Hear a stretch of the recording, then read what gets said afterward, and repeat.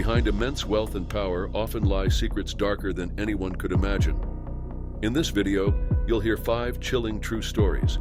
From a billionaire heir vanishing in the wilds of New Guinea to a media tycoon's mysterious death at sea.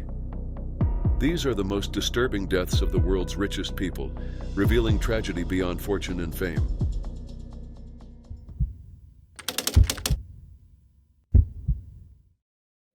Michael Clark Rockefeller was young, determined, and driven by a curiosity that stretched far beyond the expectations of his privileged world.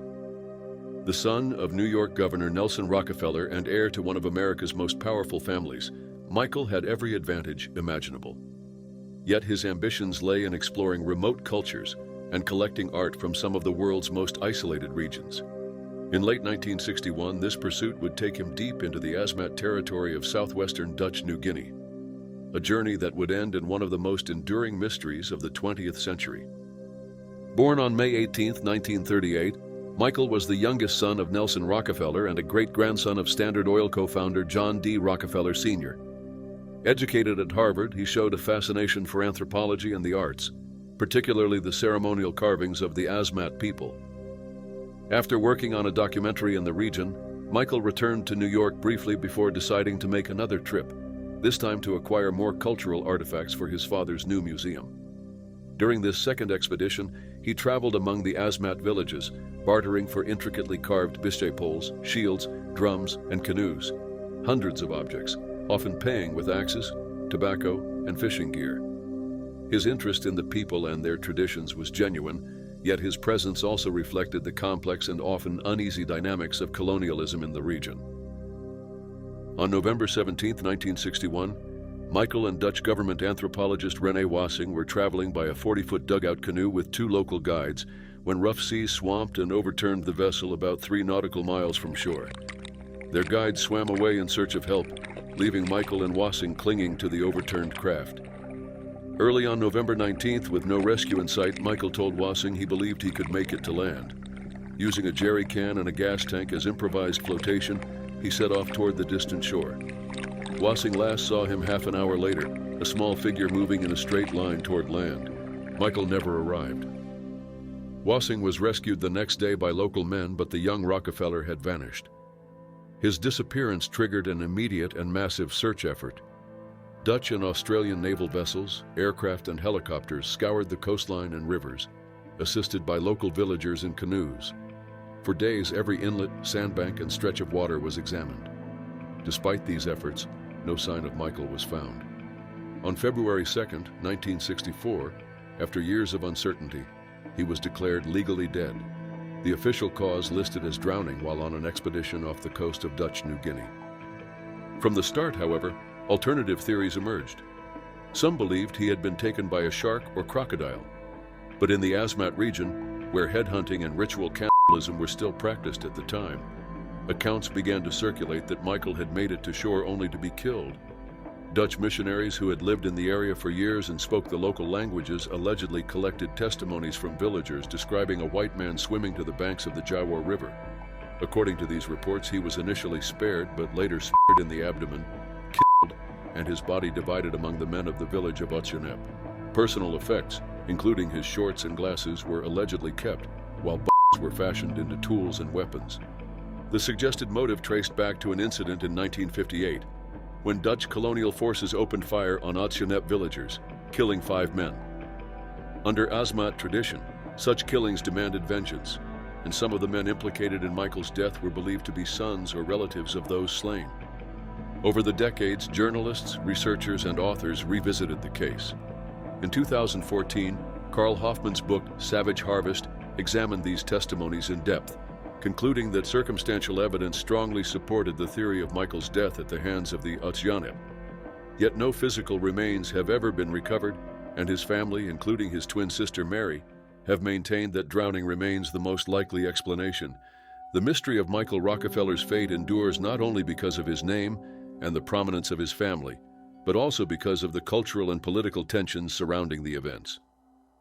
What is certain is that Michael's final journey placed him at the intersection of 2 worlds, one of immense privilege, the other of deep tradition and historical wrongdoing. and whatever happened after he left that overturned canoe has remained locked within the waters and shores of the Asmat region.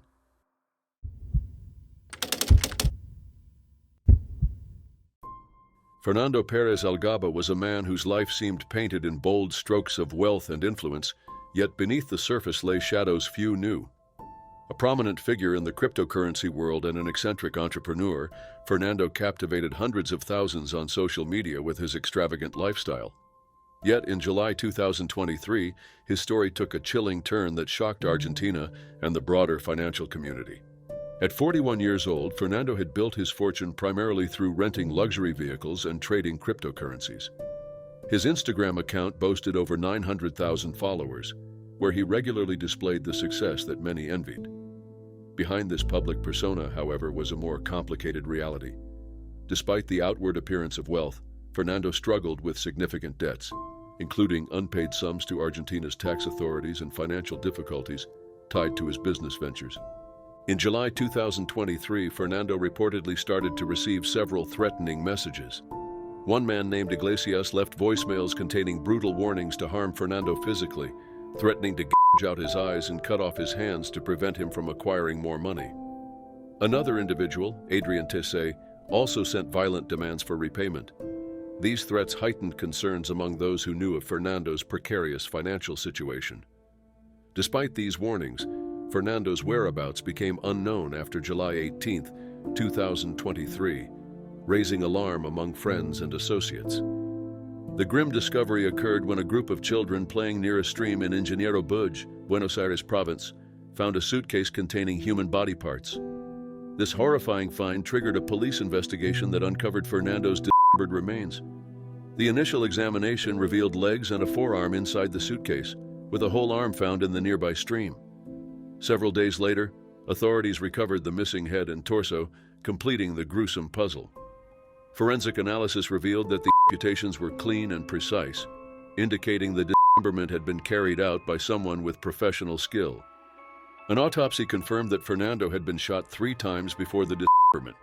Identification was made through fingerprints and distinctive tattoos, unequivocally confirming the victim as Fernando Perez Algaba. The nature of the crime pointed to a calculated and brutal killing, raising questions about the motives and those responsible. Authorities quickly focused on Fernando's financial troubles as the most likely motive. The complexity of the crime, especially the methodical dismemberment and the presence of multiple identification documents in the suitcase, suggested those responsible intended to send a message. Suspicion fell on various parties, including criminal gangs, transnational drug organizations, and other groups linked to Fernando's debts. 2 figures connected to the Boca Juniors soccer hooligan group, Gustavo Iglesias and his son Nazareno, became central to the investigation. Both admitted Fernando owed them money, but denied any involvement in the murder. Recorded threatening messages between these parties and Fernando emerged, deepening the tensions surrounding the case. Although police arrested at least one suspect, the exact motive and identity of the perpetrators remain unresolved. People close to Fernando painted a more complex portrait of the man behind the headlines. Friends and family described him as someone who struggled with anxiety and sought psychiatric treatment. His brother Rodolfo emphasized that Fernando was not a scammer, but a man overwhelmed by debts. Friends acknowledged Fernando had multiple creditors, though none could point to who might be responsible for the killing. The death of Fernando Perez Algaba closed a chapter on a life marked by dramatic contrasts between wealth and debt, influence and vulnerability, glamour and danger. This case shows that a seemingly successful life is often not what it seems.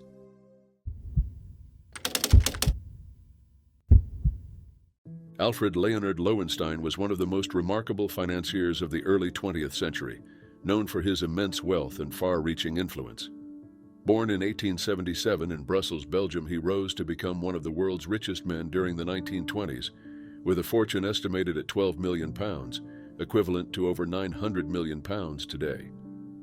His life combined success in groundbreaking industries with international acclaim, yet his sudden disappearance and death in 1928 left a lasting mystery that has puzzled historians and investigators alike. Lowenstein's background was rooted in a family connected to banking and stockbroking. His father was a German Jewish banker who converted to Catholicism, while his mother was the daughter of a Brussels stockbroker. Early on, Alfred showed sharp business sense, establishing his own banking enterprise and accumulating significant wealth even before the First World War. His business ventures were diverse, including pioneering investments in electric power, artificial silk, railways, steamships, and mining. He founded Société Internationale d'Énergie Hydroélectrique, or CIDRO, which specialized in providing electricity to developing countries, an endeavor that boosted his reputation globally.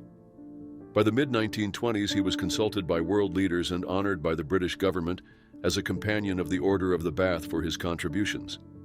Apart from his financial empire, Alfred had a passion for thoroughbred horse racing, owning a successful stable whose horses won prestigious events.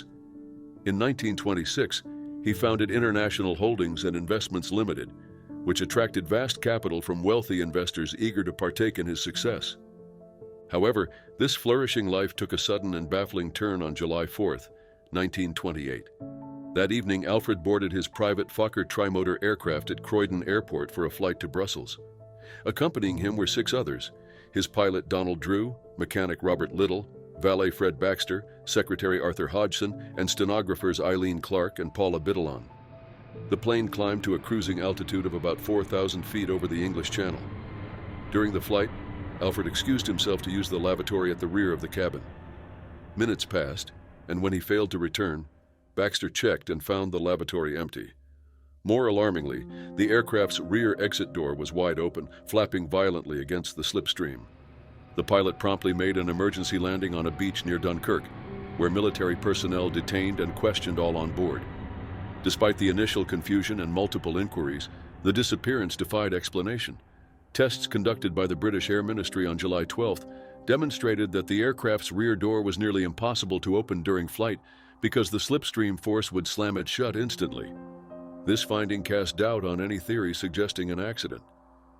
Nearly 2 weeks later, on July 19th, Alfred's body was recovered near Boulogne. Identification was made through his wristwatch. The subsequent autopsy revealed a fractured skull and broken bones consistent with a high fall, but indicated that he had been alive upon impact with the water. Alfred was buried in a family tomb in a cemetery outside Evere, Belgium, but notably his grave was unmarked, his name never engraved on the slab. His wife, Madeleine, did not attend the funeral. The circumstances of Alfred Lowenstein's death have spawned many theories. Some speculated that he may have been absent-minded and accidentally exited the plane, but the mechanics of the door made this unlikely. Others suggested Alfred had taken his own life, motivated by looming financial troubles, while some believed possibly orchestrated by his valet, secretary, or even his wife, who might have sought control over his fortune. There are also allegations linking Alfred to illicit substance dealings with gangster Arnold Rothstein, implying more complex motives. Some authors have proposed that Alfred's death was staged, that he faked his own demise to escape scandal, especially given the unmarked grave and his wife's absence from the funeral. Despite extensive investigations and numerous speculations, no conclusive evidence has ever emerged. No arrests were made, and the mystery remains unresolved. Alfred's death remains one of the most enigmatic and talked about disappearances of the early 20th century.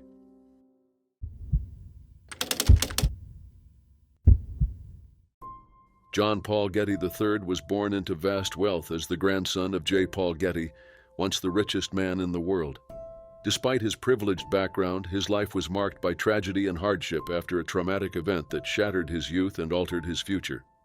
At 16, while living in Rome, John Paul faced a nightmare few could imagine, and the consequences affected him for the rest of his life and ultimately led to his death. Born Eugene Paul Getty II on November 4, 1956 in Minneapolis, Minnesota, John Paul was the eldest child of John Paul Getty Jr. and Abigail Gale Harris. He spent much of his childhood in Rome, where his father managed the Getty family's Italian oil business. His parents divorced when he was 8. Around this time, John Paul's life became increasingly troubled. Expelled from his British International School for painting offensive slogans, he embraced a bohemian lifestyle in Italy. Living in squats and frequenting nightclubs, he earned money by making jewelry, selling paintings, and working as a film extra. On July 10, 1973, at just 16, John Paul was kidnapped in Rome's Piazza Farnese by the 'Ndrangheta, a powerful criminal organization based in Calabria. The kidnappers demanded a ransom of $17 million for his release. At first, the Getty family believed this was a stunt by the rebellious teenager trying to extort money from his grandfather, J. Paul Getty. The situation soon grew grim. Weeks passed without ransom payment, and the kidnappers escalated their threats. They sent an envelope to a newspaper containing a lock of John Paul's hair and his severed ear, warning that further mutilations would follow unless at least $3.2 million was paid. Held captive in a cave under harsh conditions, John Paul's health deteriorated quickly. He suffered infections and pneumonia. His captors gave him penicillin to treat these, but he developed a dangerous allergy. To numb his pain and keep him warm, they gave him large amounts of brandy, an experience later linked to his struggles with alcoholism.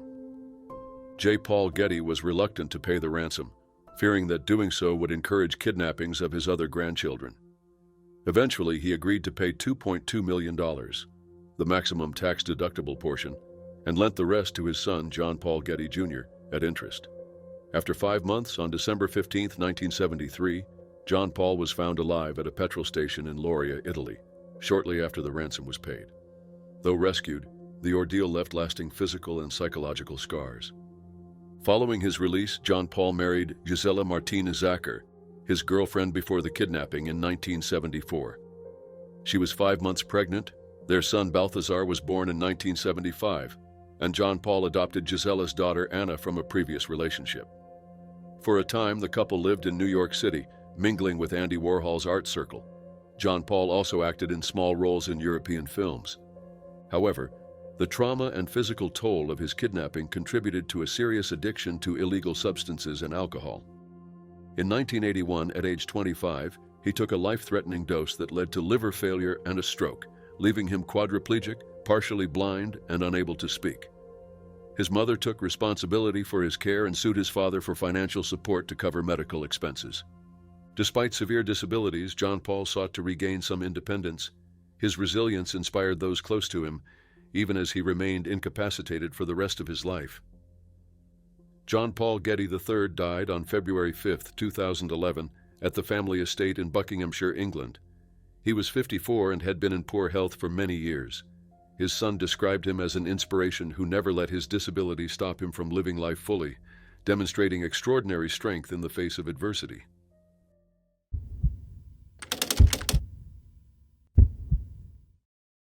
In 1991, Robert Maxwell was a towering figure in British media, a man whose life was marked by ambition, power, and controversy. As a publishing tycoon and former member of Parliament, Maxwell's influence stretched across continents, but his final days were shadowed by mystery and crisis. The circumstances surrounding his death remain unclear, yet the impact of his downfall was immediate, exposing a web of financial deceit that shook the publishing world. Born Jan Ludwig Hyman Benjamin Hoch on June 10, 1923, Maxwell was of Jewish descent and escaped Nazi-occupied Czechoslovakia during World War II. After the war, Maxwell entered publishing, founding Pergamon Press and building it into a major academic publisher. He later acquired major companies including the British Printing Corporation, Mirror Group Newspapers, and Macmillan Publishers. Known for his flamboyant lifestyle, Maxwell often flew helicopters from his Oxford estate or sailed his luxury yacht, the Lady Ghislaine, named after his daughter. Despite his success, Maxwell's empire faced growing financial strains. By 1989, he had to sell some businesses to cover debts, but he remained a powerful media magnate. In November 1991, his life took a sudden, mysterious turn. On November 4th, Maxwell had a tense phone call with his son Kevin about a critical meeting with the Bank of England concerning a default on £50 million in loans. Instead of attending these meetings, Maxwell set sail on his yacht near the Canary Islands.